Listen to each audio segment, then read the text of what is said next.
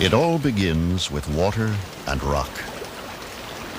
As water seeks its level, it becomes acidic, and when it flows over limestone, it etches a path into the rock.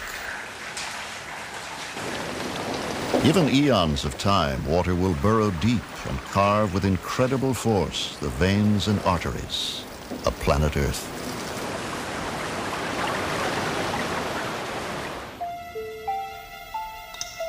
So the underworld of caves is born. And after torrents have done their work, patient drops do more wonders in 1 million years or so. Look now on a landscape no one dreamed existed just a few years ago. Here are bizarre and fantastic treasures that stun the eye and strain the imagination.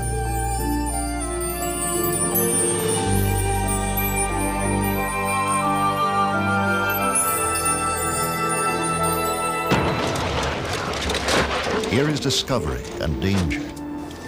Here is adventure.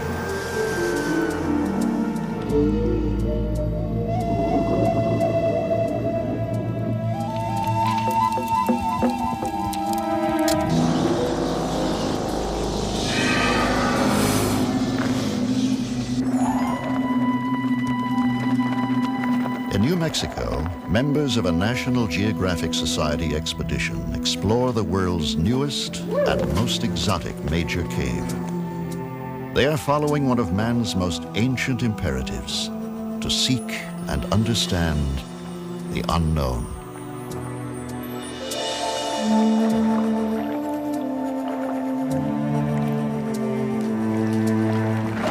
Join us now as we embark on an extraordinary journey deep into the earth to confront mysteries underground.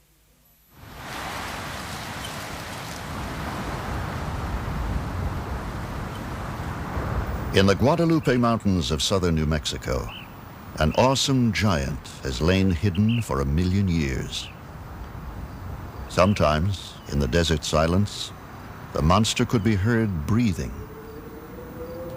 The sound came from a yawning chasm in the rocks. In 1986, a trio of weekend explorers broke through a layer of rubble and discovered a new cave only a few miles from famous Carlsbad Cavern.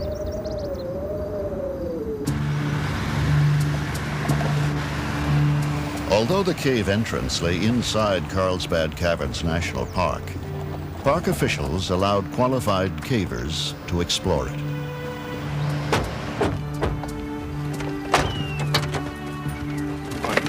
Where's all your science stuff? Some of it already transported into the cave.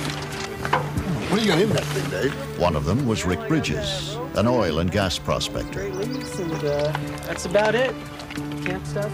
You got all the science gear, Kim? Yeah, most. Now, Bridges leads a hand-picked team of experts, like rock climber Dave Jones, on the 25th expedition to Lechuguilla. You got the survey gear in? Let's see, data logger and the... Research geologist Kim Cunningham will handle the science studies for the expedition. So it's... Nuclear test engineer Ann Strait is an expert in surveying and mapping caves. And specialist cameraman from England, Sid Peru, will be the first to document Lechuguilla on motion picture film.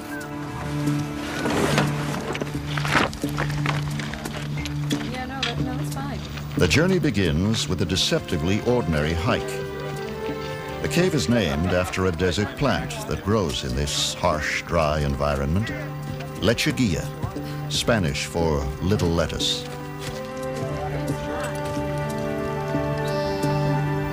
40 people will support the venture, including 2 support teams to pack in supplies and batteries for photographic lights.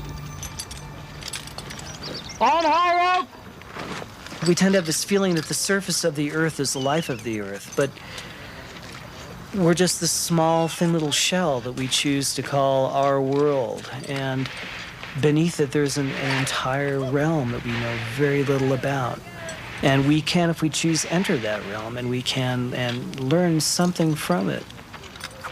I will never go to the moon, but I can go to a cave that nobody else has been to and have that same elation of exploration and the sense that I've gone where no one's gone before. Bomb your way. I would like to think that had I lived in another time, I would have been an explorer. You know, had I lived in the late 1700s, I would have wanted to know what was across the Appalachian Mountains. If I'd have been around when Lewis and Clark went to the coast, I'd have liked to have gone with them, you know. And I think most people that cave at this level and do this kind of exploration feel that way. Here, Bridges and his companions excavated to break into Lechuguilla for the first time. Now the entrance is protected by a lockable hatchway. Through this tiny aperture, the cave breathes, blowing air out or sucking it in to equalize with the barometric pressure above ground. Winds up to 60 miles an hour howl out of here, hinting at the vast underworld below. Today, this is Lechuguilla's only known entrance, and there may never have been another. For 1 million years, this place has lain undisturbed. In a real sense, it is a primordial world, untouched by all but microscopic forms of life. En route! Whew, it's a long ways down. See you guys on the bottom. Dave Jones starts down the 150-foot pit called Boulder Falls. It was here that the first explorers realized what a vast place they had discovered. As you progress down, it gets steeper and steeper, and pretty soon you're free hanging, but your feet are still against the rock. And all of a sudden, you rappel by this little ledge, and there's no more rock, and there's nothing in any direction.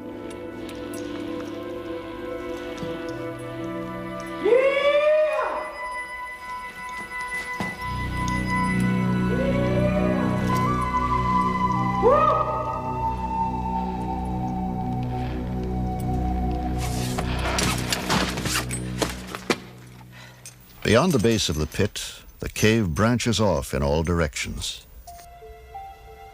Only computer imagery can portray this labyrinth.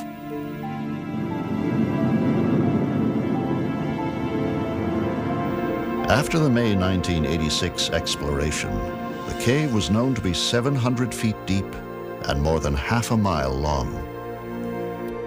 Today, the system totals 60 miles and plummets more than 1,600 feet. Twisting capillaries and veins pierce the earth in all directions. This is a gigantic maze in 3 dimensions, defying conventional ideas of direction and scale.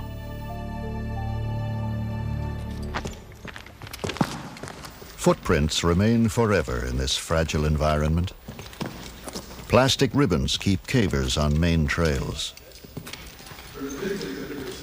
Expeditions into Lechuguilla have been likened to exploring Everest, only in reverse.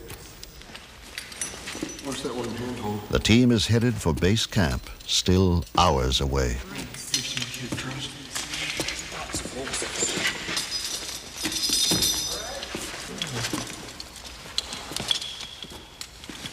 The trail leads on into inky blackness. Often they traverse chambers so vast, the cave walls are barely discernible.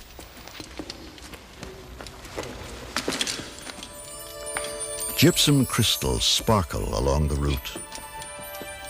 Now cavers encounter Lechuguilla's fantastic decorations for the first time. Helictites and gypsum flowers extrude from the walls, fragile gardens that have taken centuries to blossom, as minerals have been squeezed from the rocks like toothpaste from a tube. Beauty abounds. These jewels of the underground are exquisitely delicate needles of selenite.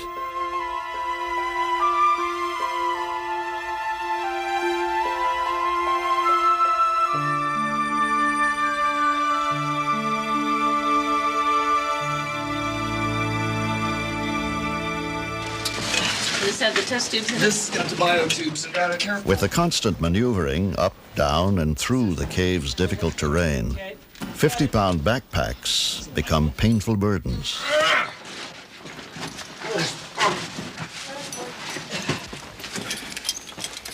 There's a lower rift, Dave, where we climbed out of Captain Hook's ladder. Always in Lechuguilla, danger is not far away.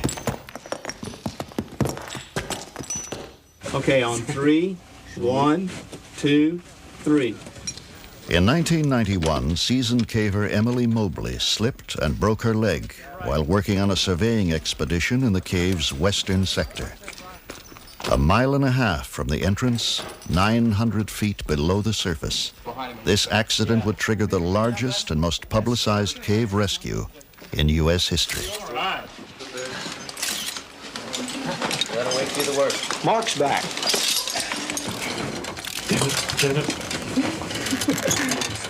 That's a good speed, guys.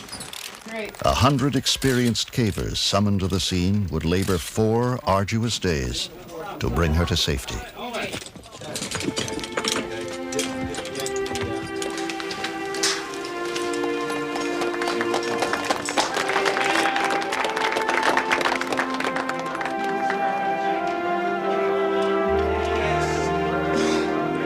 The bond of comradeship that unites the caving community was seldom more evident than during this emergency.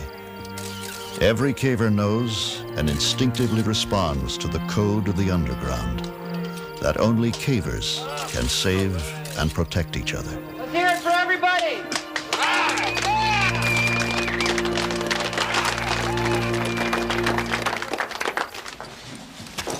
After almost 4 hours, the expedition reaches Lake Labarge, the first sizable body of water to be discovered in this branch of Lechuguilla. Beautiful. You know, one of the greatest sights in caving, eh? That's fantastic. This is Lake Labarge. Yeah. The Labarge borehole. It's easier now. Beautiful. On the road!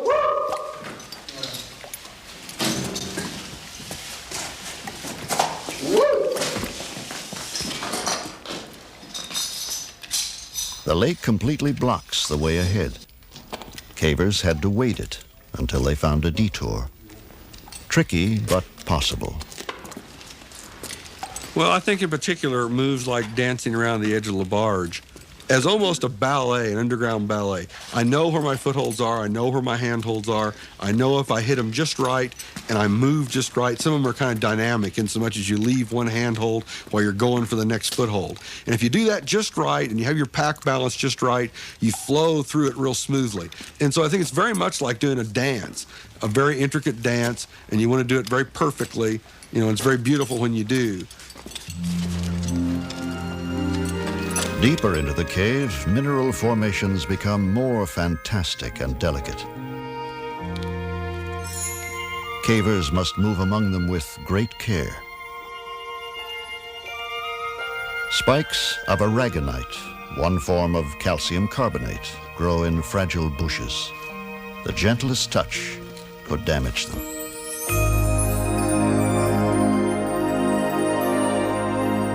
There is infinite contrast here. The now famous Chandelier Ballroom is one of caving's classic beauty spots. Plumes of gypsum sprout from the ceiling, some as long as 20 feet. The most dazzling examples of their type ever found.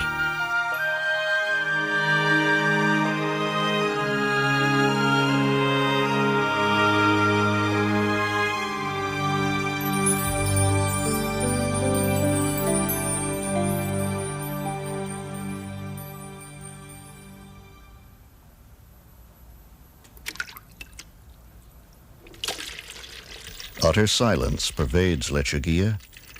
The only sound is made by the intruder.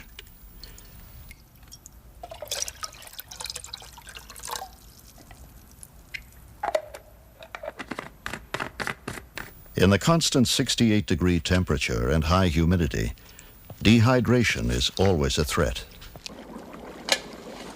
Anybody else need any hot water? For some, the notion of life with almost a quarter mile of rock overhead can be oppressive, even terrifying. But cavers like Bridges relish the experience. It's almost like coming back to home after you've been gone for a while. It's a very comfortable feeling to me, and particularly in that particular cave. And you know, it's a sense of isolation. The world becomes very simple. Here, there is no day or night. If they ignore the time, cavers tend to stay awake and sleep for longer and longer periods.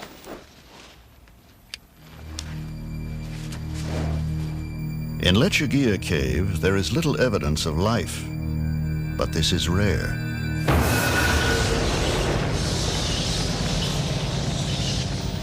Many caves harbor a hidden kingdom of creatures, dominated by bats. Bats thrive in darkness. They navigate not by sight, but by subtle patterns of reflected sound. Some caves are home to millions of bats, the greatest concentration of mammals anywhere. Their nitrogen-rich droppings, or guano, are harvested as a fertilizer. Large deposits produce a toxic gas, which can be lethal.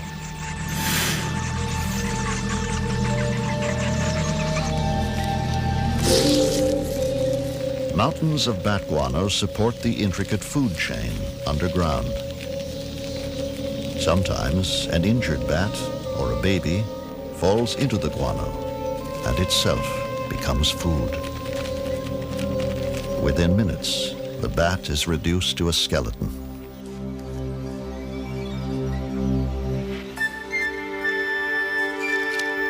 Abundant underground, the cave cricket. Crickets spend much of their time gathering food outside their caves, but inside they perform a vital role as scavengers.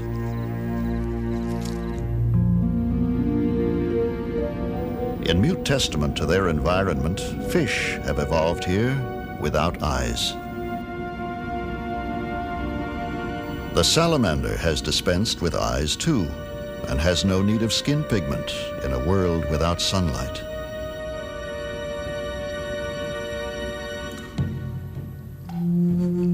People have probably always found shelter in caves. Thousands of years ago, as much of the world still lay in the grip of the last ice age, prehistoric hunters left spectacular evidence behind them.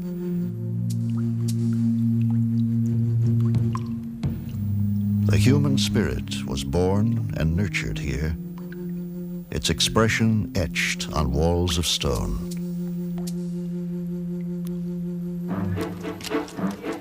By the early 20th century, most people lived elsewhere, but science and curiosity drove some to explore deeper underground. Magnesium flares lit the way, filling dark voids with light.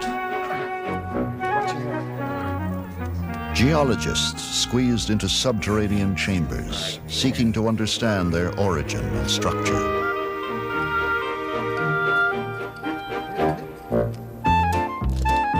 And soon, the ancient lure of caves was turned to profit. Tourists went underground. Then and now, humans have been compelled to seek out caves and to combat the gloom with gay defiance.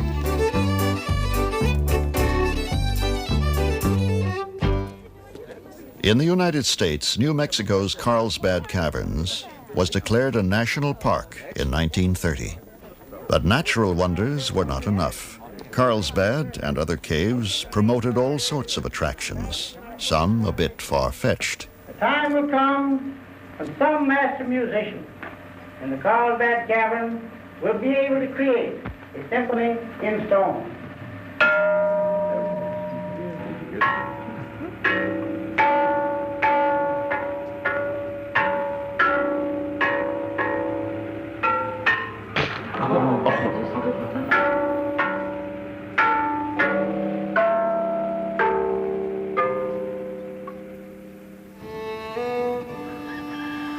Many parts of the world are known for caves.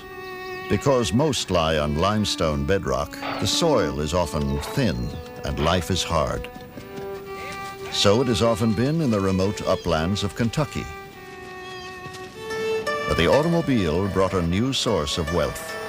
City folks eager for amusement. Everyone who owned a cave hung up a sign. Each was touted as being bigger and better than the others. The so-called cave wars spurred bitter feuds and even violence. Crystal Cave belonged to the Collins family, but it was too far from the beaten path to prosper.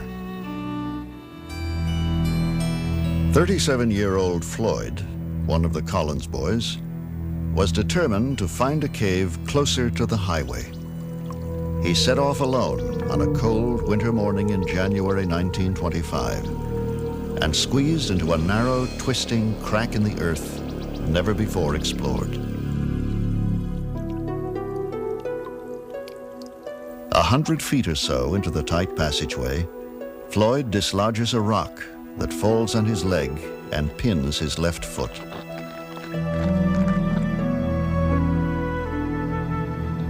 Every detail of this fateful mishap will soon be known throughout the world.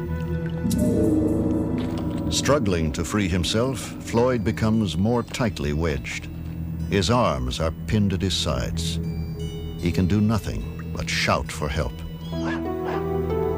24 hours later, Floyd's cries are heard. A younger brother, Homer, manages to reach him.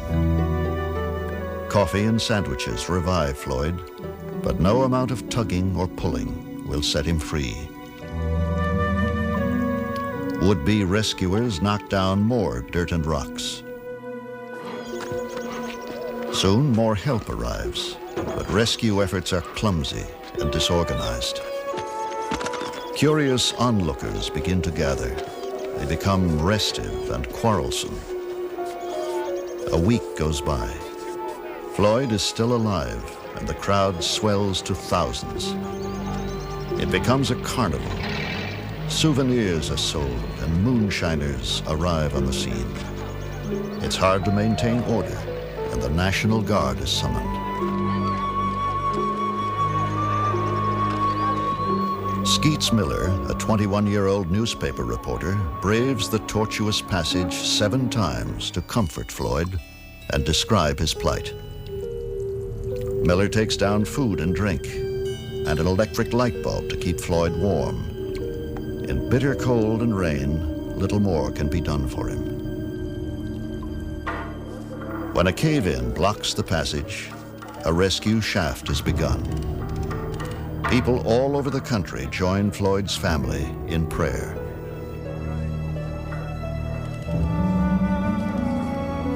Floyd's brothers expect the worst. Rescuers finally reach him on the 18th day. It is too late. Floyd has been dead for some time. The crowd goes home. The public is soon interested in other things. It takes 2 months to recover the body. The rock that trapped Floyd was not a boulder, but a mere 27-pound stone, shaped like a leg of lamb. His death left a legacy of fear of the dark, mysterious underground that haunts many to this day.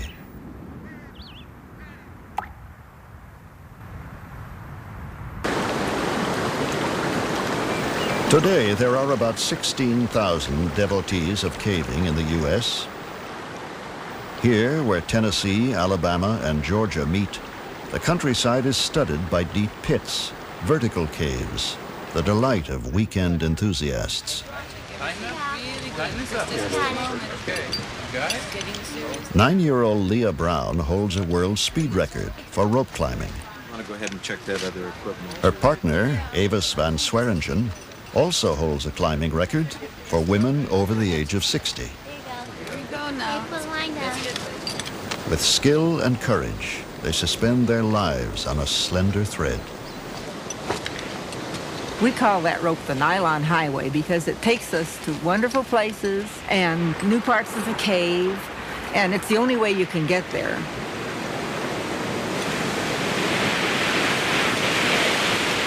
If I'm the first one down a drop, and I have been the very first person to ever go down a drop, if we can't really tell if the rope reaches the bottom, the person who goes down first wears their climbing gear too, so that you can put your climbing gear on the rope and come up.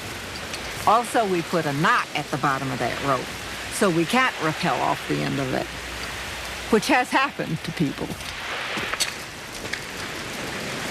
I like the deep pits because when they're deep, you get to go fast more. That's why I like the deep pits. Because the short ones, you don't get to go fast very long.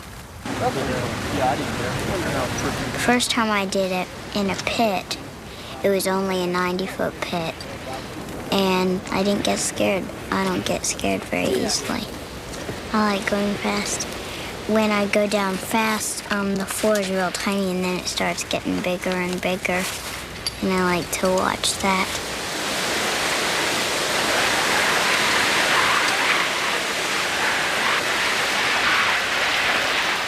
An unfettered commitment to their sport compels cavers to seek new thrills in undiscovered places. For some, the quest for adventure knows no boundary. The Austrian Alps, a fifth of the world's deepest caves, are located here, high in the mountains. These ice caves are 5,000 feet above sea level. They are natural deep freezes where ice remains even in hot summers.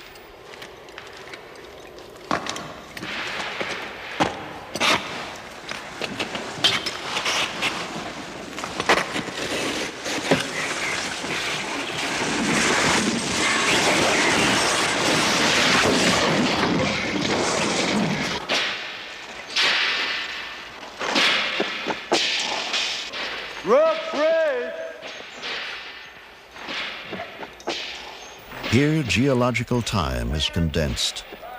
We can witness the growth of ice formations in short periods of months or years, which in their stone counterparts would take centuries.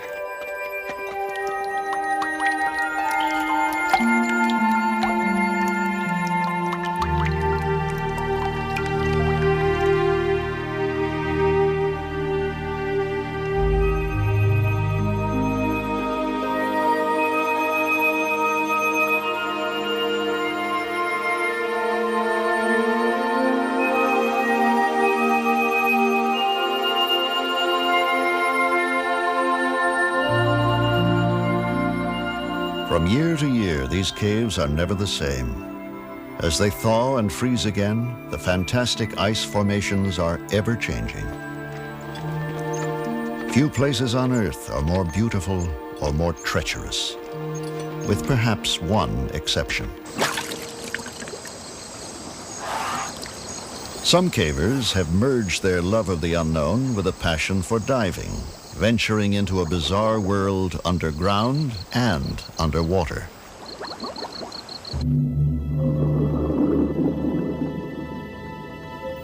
Originally formed above sea level, these caves became submerged about 10,000 years ago as the last ice age retreated.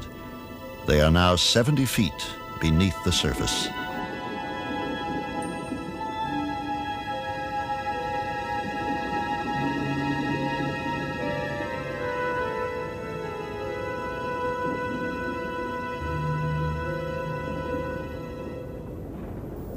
Underwater caves are death traps for the inexperienced.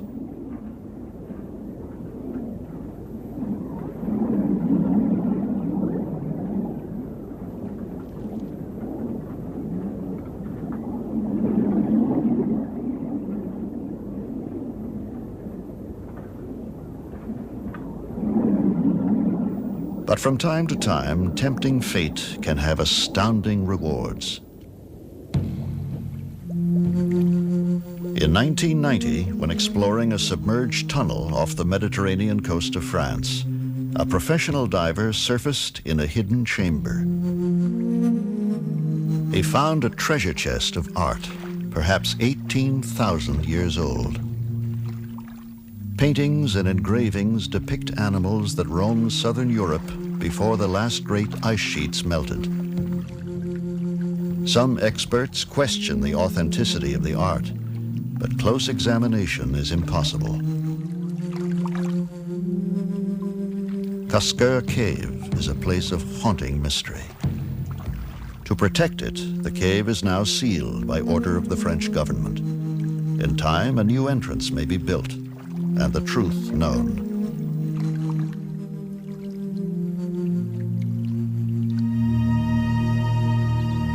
An expanse of sinkholes and depressions pockmark south-central Kentucky, where, beneath the surface, the limestone is riddled with caves.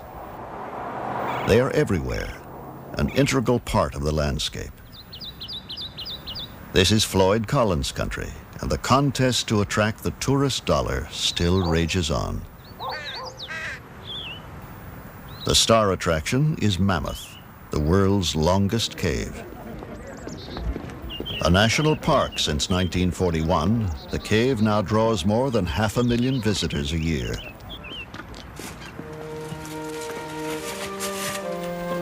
Back in the 1800s, tour guides here were often black slaves. One of them, Stephen Bishop, became perhaps the greatest caver of them all. On his own, with little more than a lamp, a rope, and a sketchbook, Bishop explores the depths of Mammoth Cave. He creates a surprisingly accurate map of this complex underground maze. Deep in the cave, Bishop is confronted by a gaping void that came to be known as Bottomless Pit.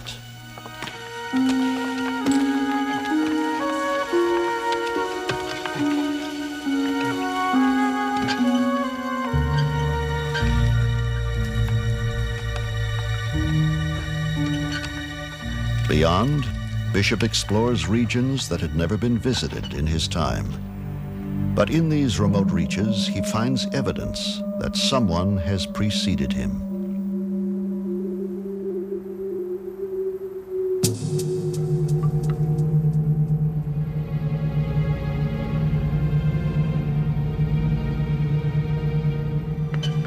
Some archaeologists believe that Stephen Bishop may have also encountered one of Mammoth's most compelling mysteries. Trapped under a boulder are the ancient remains of a human being. Not for another century would the mummified body be rediscovered, and then, as the technology became available, removed from beneath the 6-ton boulder. A sensation in its time, the mysterious body would be on public display for years and given the name Lost John. 2,000 to 3,000 years ago, this man was digging around the base of a heavy rock when it dislodged and crushed him. What was he doing here? How did he get here? No one believed that ancient humans could have ventured this far into the forbidding depths of Mammoth Cave. Today, new evidence helps to answer these questions. Archaeologist Ken Tankersley has spent years investigating the traces of ancient humans in Mammoth. Armed with cane reeds collected near the park, Tankersley simulates the methods prehistoric explorers would have used here.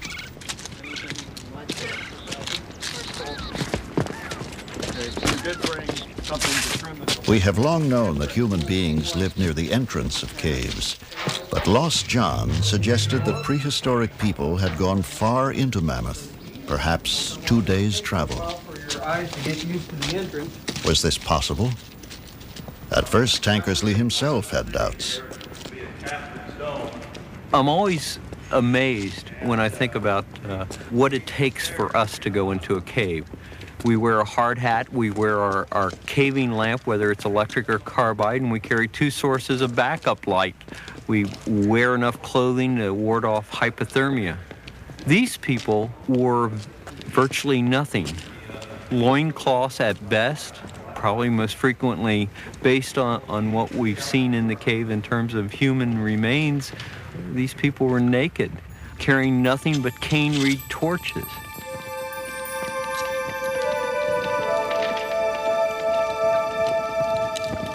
The reed torches were the only light source available to ancient humans. They produce surprisingly efficient illumination and conjure ghosts from the heavy shadows.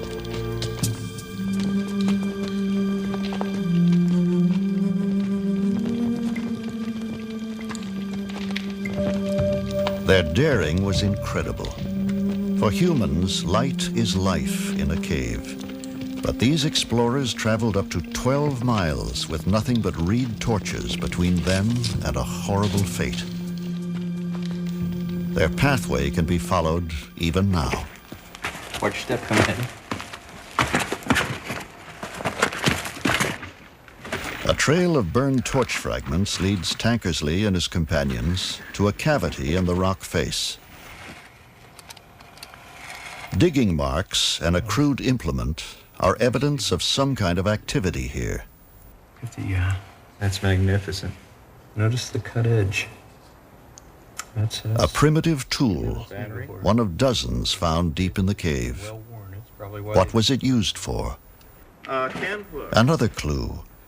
A rich seam of selenite crystal courses through the rock face nearby. Specimens that we found on Campbell Ledge. These findings prove that prehistoric people were engaged in widespread mining of crystals throughout the cave.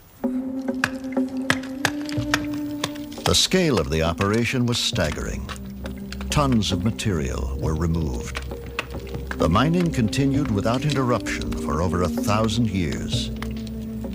The ancient miners took selenite and other minerals from the cave. But what they were used for remains a mystery. As medicines, or ornaments, or for use in rituals. Perhaps all three. Just as mysteriously, around the time of the birth of Christ, the mining suddenly ceased. As yet, no one knows why. All that remains is abundant evidence that they once were here, driven by needs and desires we may never understand. To our right down below is the famous bottomless pit. For many, many years, lights were not sufficient to reach the bottom. Visiting Mammoth today is a journey through time. Imagine. But as they are guided along comfortable tourist trails, few visitors can imagine the tortuous passageways that lie beyond them. Not knowing the true depth of the pit, or what lay on the other side.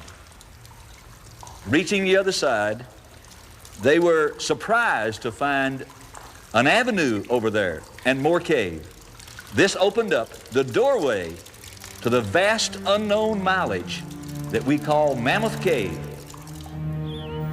Mammoth Cave Ridge skirts the Houchins Valley. On the other side, beneath Flint Ridge, lies another cave network, once shrouded in mystery. Here, 40 years ago, one of the great exploits of cave exploration began. In the 1950s, a group of weekend adventurers began an intensive probe into the secrets of Flint Ridge. There had long been talk of a vast underground system that might link all the caves in the area. It began as an exciting pastime. It became a grueling obsession. Over the years, hundreds of men and women took part. There were untold yards of muddy crawlways. There were pits and crevices and mazes from which there seemed no escape. Flint Ridge developed its own colorful place names: the Corkscrew, Shower Shaft, Agony Avenue. But the cave grew until Flint Ridge alone was pushed to nearly 90 miles. And if it could be connected to Mammoth, then this was the underground Everest, by far the longest cave in the world. In the summer of 1972, a team entered Flint Ridge to probe a tantalizing passage that led toward Mammoth. It took 7 hours to reach the end of the known passage. Then they tackled what would be called the tight spot. It seemed impenetrable.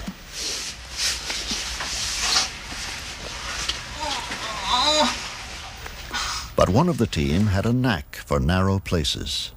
Pat Crowther, a computer programmer and mother of two.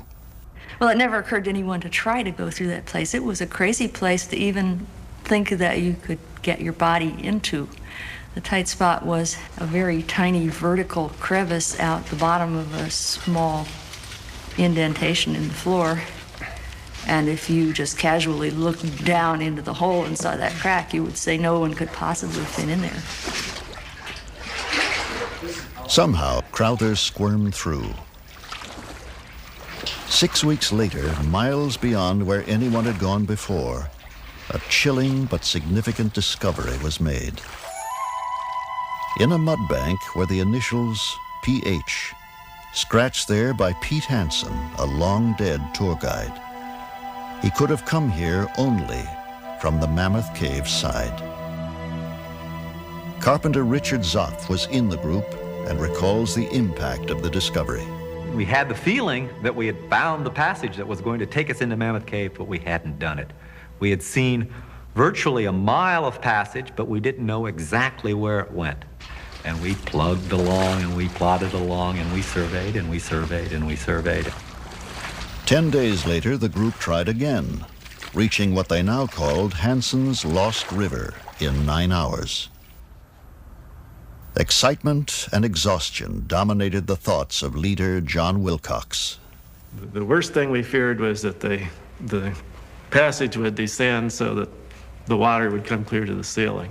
And it sure looked like that was what was happening. The water was getting deeper and deeper, and the ceiling was coming down. We're getting bent over, scrunching our backs up against the ceiling, trying to keep from getting our chests wet. And it was getting so wet that I told the rest of the party, wait here, I'm going to go look ahead a little bit, because I know if I get completely wet, I can get out of the cave, but I wasn't sure everybody else could. And just go as far as I can, and trying very carefully not to get my chest wet, and, not to put my light out and so forth. I don't have a good sense of the time, but John only went, a few feet, went ahead for 30 seconds, and then there was a pause, and it's like, what's happening, John? And John says, the passage is opening up. And, well, should we come ahead? From that low point, the passage just immediately opens into a huge Echo River passage. And eventually, my eyes adjusted enough, I could begin to see a wall clear across the passage, 100 feet away, perhaps. And there was a bright, shining, horizontal line along the wall, which is something you don't see in a cave. You don't see any straight lines. And it had these vertical lines underneath it. I realized that was a handrail. We had come out on a tourist trail. All of a sudden, John shouted, "I see a tourist trail." And those words just electrified the party. It was kind of like someone yelling fire in a theater. Everybody just surged forward. And we realized that we had made the connection. Achieving the dream of decades, they had connected two great subterranean systems. Today it is a cave with 340 miles of passageways. It's one of these complete victories that you don't often achieve in life. Usually things are shades of gray in your professional work or your personal relations with other people or whatever. In climbing a mountain, sometimes you have a clear-cut victory. Either you reached the top or you didn't. And this was one clear-cut victory in my life where, by golly, we went in the Flint Ridge side and we came out the Mammoth Cave side. It was a strange and lonely victory. After a grim struggle in the dark subterranean river, they emerged in Mammoth Cave at 1 a.m. Not even a watchman was there to greet them as they trudged into one of the most famous tourist landmarks underground, the Snowball Dining Room. And they would complete their historic trek with sublime ease, riding to the surface in an elevator. There was no fanfare, no waiting reporters, but they were still overjoyed. Like all cavers in victory or defeat, they were used to being on their own.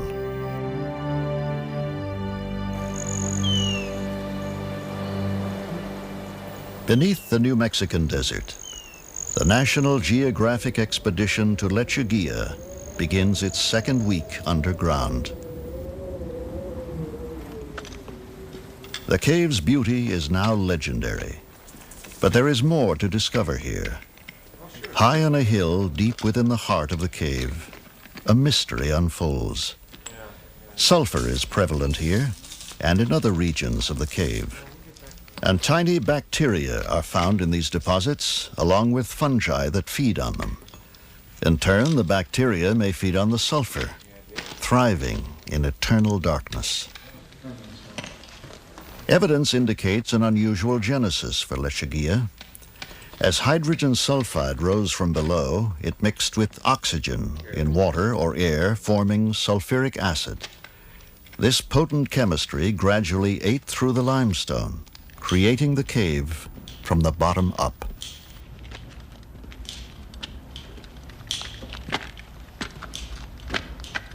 Lechuguilla's vulnerability to human impact may preclude it from ever becoming a public show cave. A profound respect for the cave is shared by most cavers and severely enforced. Special shoes are worn for traversing formations where boots may mar exquisite flowstone.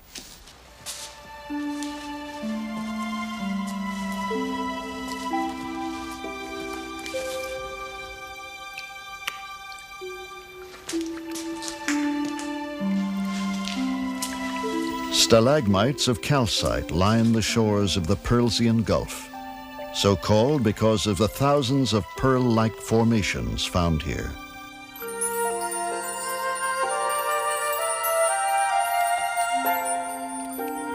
Looking like fried eggs, this kind of cave pearl is built up from calcite in the water.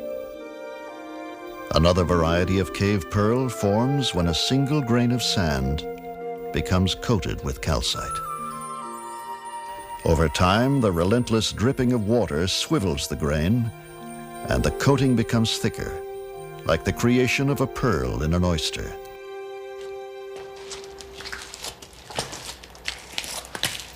Lake Castrovalva guards a remote corner of the cave. The only way across is to swim. But the conservation creed demands that no dirty clothing soil its purity.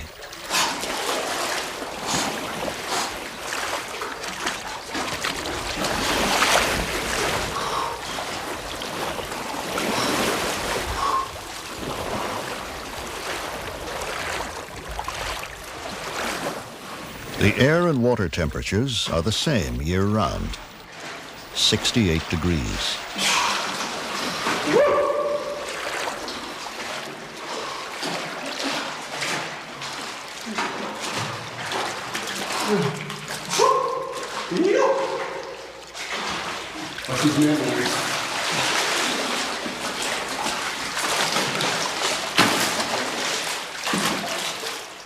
Intricate stone formations border the edge of the lake, slowly deposited by waters rich in calcite.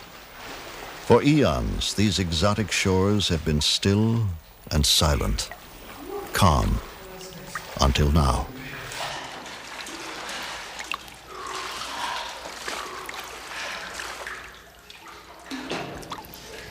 Light on the station.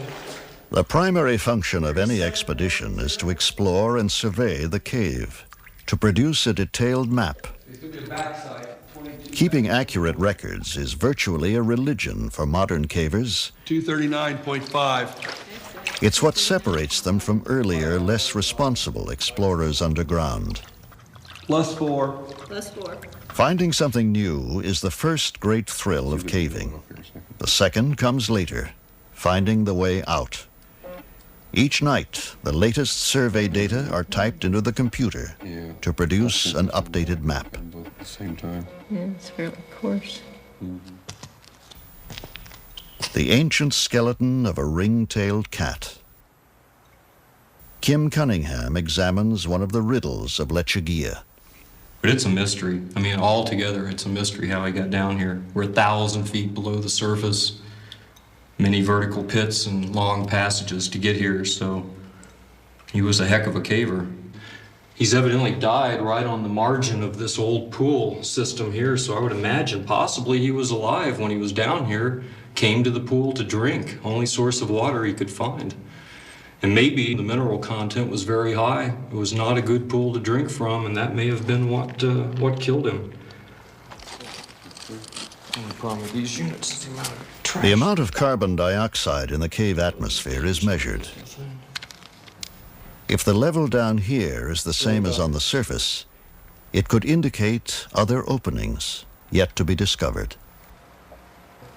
Somewhere within the cave's vast system, the air is being disturbed. There is noticeable movement. Still, Lechuguilla refuses to yield its secrets easily.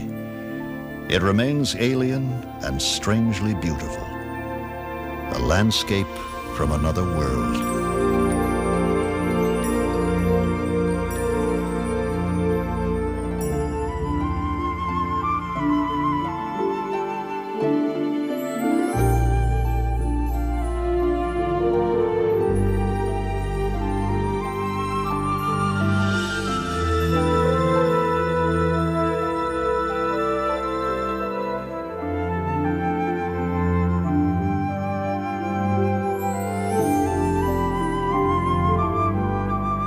Lechuguilla's wonder is a fragile thing.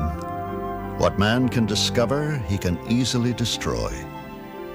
Most of us may never see these enchanting caverns, and others that lie still undiscovered. But perhaps it will be enough to know that they are there. Lechuguilla now consists of almost 60 miles of breathtaking passageways.